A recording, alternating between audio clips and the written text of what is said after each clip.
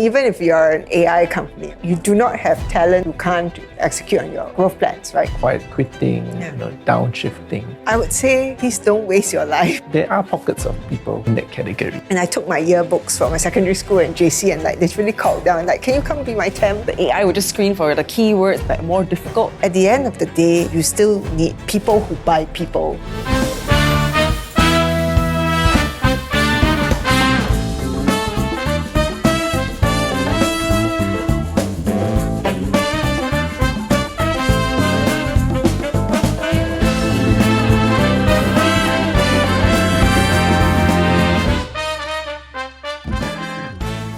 Hello and welcome to this episode of Beyond the Boardroom, a series where we get to know more about companies listed on the SGX and their key appointment holders. I'm Natalie Ong, Equity Analyst with CGS International, and with me is CEO of CGS Singapore, Mr. Malcolm Khoo. In this episode, we turn the spotlight on HRnetGroup, one of Singapore's homegrown success stories, a leading recruitment and staffing powerhouse that has been connecting people and companies across Asia since 1992. We are super delighted to have with us here today Ms. Adeline Sim, Executive Director and Chief Corporate Officer of HRnetGroup. How are you today, Adeline? Happy to get time together. Thank you for joining us today. So, Adeline, this year marks one of the biggest renewals of leadership at HRnetGroup, with many new co-owners joining the fold. From your perspective, what kind of mindset or personal traits do you think are essential to thrive and lead in this environment of entrepreneurship?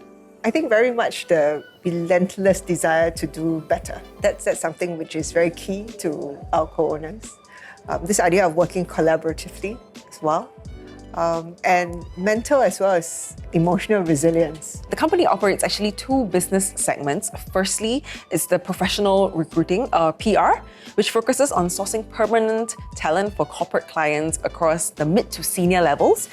And secondly, is flexible staffing, which provides temporary manpower and project-based staffing that helps businesses manage workforce variability and cost efficiency. So what kind of opportunities do you see in these two segments across the markets that you operate in? So I think generally whenever companies are in growth mode, or if they're in a position where they want to ride on opportunities, they will need talent. I mean, even if you're an AI company or any company, if you do not have talent, you can't execute on your growth plans, right? The first thing you want to do is to bring on board good talent, and you look for HRnet and say that, can you get someone for me? With the staffing piece, then I think many times when the macro conditions are uncertain and you might not want to commit yourself to very heavy payroll costs, then working with us makes sense because it gives you that flexibility to flex up and come and adjust accordingly depending on demand. So what kind of challenges and opportunities do you see? The fact is that macro uncertainty that we're facing now, it does no favors to the search and selection business generally because companies will be reluctant to take on very heavy costs. But actually, interestingly, this year we did see the phenomenon of C-level hires. Mm-hmm. And we think that's because for many companies, they kind of felt that, that there's a need for energy to push ahead, right? Given the difficulties, you really need something to go. So there has been some change in the C-level space. Yeah. Maybe you can share with us some secrets that you have, how that has driven to great success for HRnet with regards to what does process-driven really mean, and how does it keep you ahead of your competitors? Yeah, so I think that's something which sets us apart. When we talk about being process-driven, is how do you keep improving the talent acquisition process, and in our case in particular, to be able to scale it up across Asia, so across 18 cities. It doesn't matter where the client is based. If you work with HRnet and you want delivery work done in any of the other 18 cities, you will get that same quality of work, that same speed, that same rhythm. In order to do so, it goes far deeper than just saying, we open offices. Even our incentive schemes are geared towards collaboration across the region. At HRnet, you lead a wide spectrum of functions while also driving strategic and tactical initiatives. But before all this, you were actually a practicing lawyer. So what inspired you to pivot away from the legal practice? There was no inspiration. I just had 2 children, 13 months apart. And it was difficult to stay in practice. But to actually go back down to it, we kind of paid the price of being in a business family from the start. So there was no reason not to come back at some point. When I was 12, my father started the company. And then when he would bring, his colleagues back home, after that he'll ask me, so what do you learn from each person? Do you remember their spouse name? What do they do? So he has been kind of preparing us for the job. Yeah, and I remember very clearly after my A-levels, being a recruitment consultant at Recruit Express, and I took my yearbooks from my secondary school and JC and literally called down, can you come be my temp? Help do Christmas wrapping at Takashimaya. Yeah, so it has been, I would say, very much a part of me. So on the topic of your co-owners, you said that most of them worked for the company for a period of time before becoming co-owners, but I understand that you have a lot of co-owners. They're like, what, 40, 45? 45 co-owners. So why do we need so many co-owners? And Okay, why so many first? You can basically think about them like partners in a law firm, okay. right? So they really own stakes in the businesses that they run. And we think that mentality permeates through every decision that they take. What I'm trying to say is that there's a certain intensity when you own it. Like how the business unit performs, you find that they take it very personally because it's them. So much so sometimes, I've had someone who came to me and she apologized. She's like, I'm sorry, I'm not doing well this quarter. I'm like, but that's because it's internalized. So I think this idea of co-ownership is really quite special. So HRnet operates in 18 cities. Singapore accounted for about 55% of FY24's gross profit, while North Asia accounted for 40%. And HRnet has also expanded into markets like Vietnam, while also embracing digital transformation. If you had to paint a big picture, how do you see HRnet evolving over the next few years, especially with AI and the future of work reshaping in the industry? Well, I think we will only keep working and integrate more closely with technology, with AI, right? So I would say augmented intelligence, perhaps, would be what AI stands for in this case. We are trying very hard to remove the grunt work that the consultants have to do, and to actually just leave them to have more time to have that meaningful human interaction and intervention, instead of having to spend time on things that are more mundane. We have over the years built up our own systems of selfie check-ins and driving things through the app. So much so that now when the different countries are rolling out initiatives like applying for leave by the hour, which would sound like there's a lot of people involved, but we can use technology to overcome that, to just say, okay, adjust the settings so that you can allow for people to apply for leave by the hour and things like that. So it might sound very mundane, but the staffing business actually has a lot of logistics behind it, and we need to use technology to drive it. I mean, Singapore is a competitive job market, right? And with AI screening for jobs, so will applications or applying for jobs be more difficult? Like the AI would just screen for the keywords. So in order to write a good resume and a good cover letter, you just need to make sure that So is it going to be something like that, like more difficult for applicants? I think that's a big worry for many people now. I mean, the latest we heard was that people are hiding keywords in their CV. Basically, they have it in white.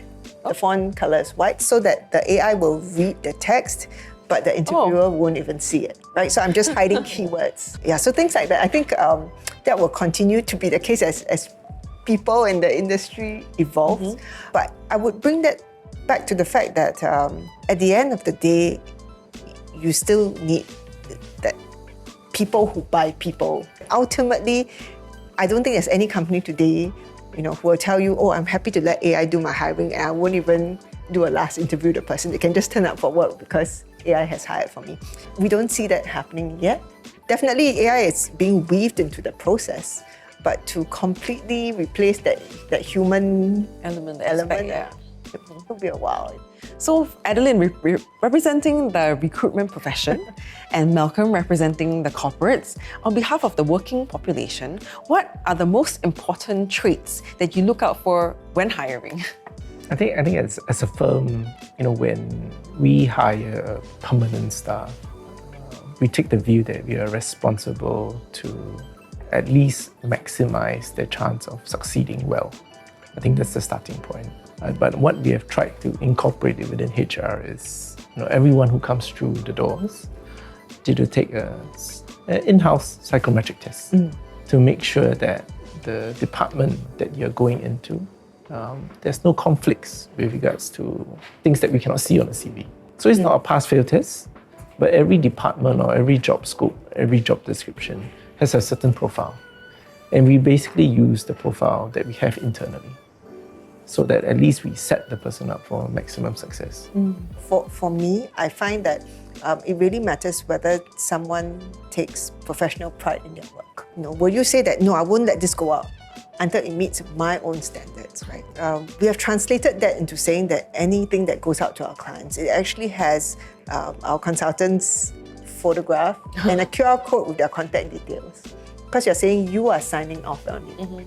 Are you happy to sign off on this document? It's the whole accountability and ownership, right? We have basically scaffolded this in place as well, where anytime there's an interaction between one of our consultants and a candidate or a client, we will trigger what we call a heartbeat, right? So that person, the counterparty, will actually be able to rate on an NPS score basis between 0 to 10 hearts how the interaction was and leave some comments. Tenacity as well. Yeah, because in a market where sometimes it's difficult, do you just say, well, I'll roll over and give up, right? Or do you say, no, as in, I'm going to fight for it. I'm going to make something out of it. So I think tenacity and enthusiasm. On the few occasions where the candidate actually reaches out to me first, he has actually found my contact details and he says, I understand you're the final interviewer, and when can I meet up with you? It's impressive. Like, whoa. As in, you actually work through the process and you are thinking ahead. This will be what happens when you come on board. You will find the hiring manager, right? You'll hunt him down and make sure that you kind of get to meet up with him. So I think this tenacity and take initiative part of it is. So now we know how to get the job. How to stand out. Or person to person kind of way. Okay. So in China, there's a phenomenon of tangping or lying flat. In Japan, there's hikonomori, a phenomenon categorized by prolonged voluntary isolation and not leaving the house.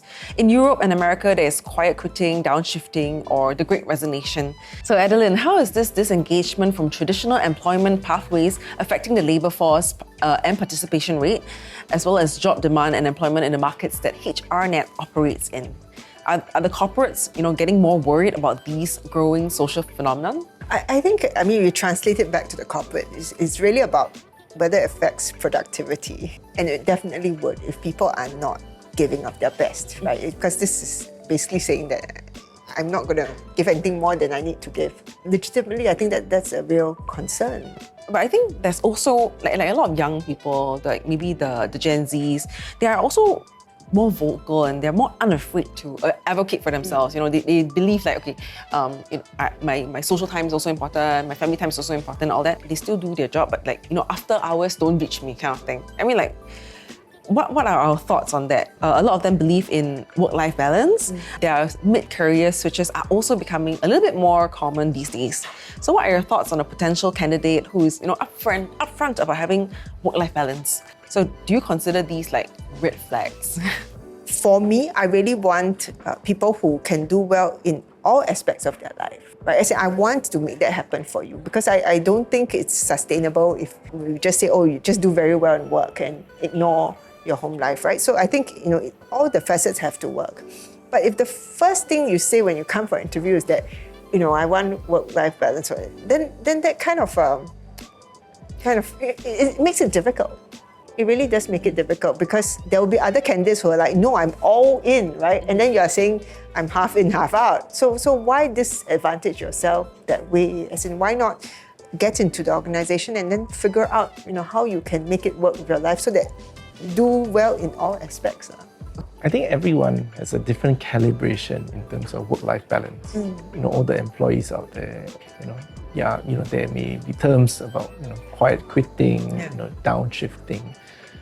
But if you look back 50 years or 60 years, there are pockets of people who are in that category. But on majority basis, for most organizations, everybody, will want to try to do their best. So that's your competition. And obviously opportunities will be given to people who are more enthusiastic, who are giving their best. And you find your own work-life balance. Because everybody, as I said, have a different calibration of it. So it's very difficult for the firm to dictate, what is work-life balance for you, right? Because different people find different passion, different things, right? And the size of each family is also very, very different. Culturally, also very, very different, right? And it's your choice. How do you want to spend your life? How do you want to spend your time, right? But I think what the employers can do is give everyone an opportunity. So Adeline and Malcolm, what are your thoughts on tangping, quiet quitting and downshifting? And how would you respond if your children or, your employees or, someone that has such a mindset? I would say, please don't waste your life. We all have very limited days, limited hours. And if you are not making the best out of it, I'd rather you leave the job and go into something that you are really fired up about and you want to create value rather than, I agree with Adeline. At the end of the day, your life is finite and you want to see how you can best spend it. For the area of quiet quitting, I think it's important to identify what's troubling the person. Right? Maybe the job is not suitable, you're struggling with your manager, you don't like what you're doing, but you should address the problem. As one ages and you have family and everything, you might have different priorities. Right? Especially those people going to retirement, they again have different set of priorities as well. So it's not a right or wrong, right? There may be certain priorities that take precedence. And those are something that I think employers and even employees themselves should be open about it with regards to what are the different priorities in life. Read that in recent news, there's a statistic that says about 12% of employees are actually truly engaged. So it looks like the 88% are not so engaged. So is this something that you guys are seeing in your own companies or, as a recruiter? And, how do you think the HR, how would you try to, unlock that potential? Everyone hires based on the candidate's strength. It's never the candidate's weakness. So, if that's the starting point, then at the end of the day, with regards to whatever job that he or she has in mind, it's always focusing on the strength and what the person is good at. And basically try to work on it. Because the gain that you get out of strength, right, it's unlimited. Many times people join a company for the brand, but when they quit, it's actually because of their leader, their team, right? Sometimes when they stay, it's also because of their teammates. Yes. So not to underestimate the power that their leader has, their peers have. There's a lot of power there to bring people together. And when you work together and create something together, that also helps to, it gives you that sense of, this is my team, and it really makes a difference. And that is it for this episode of Beyond the Boardroom. Stay tuned for exclusive interviews and behind-the-scene insights.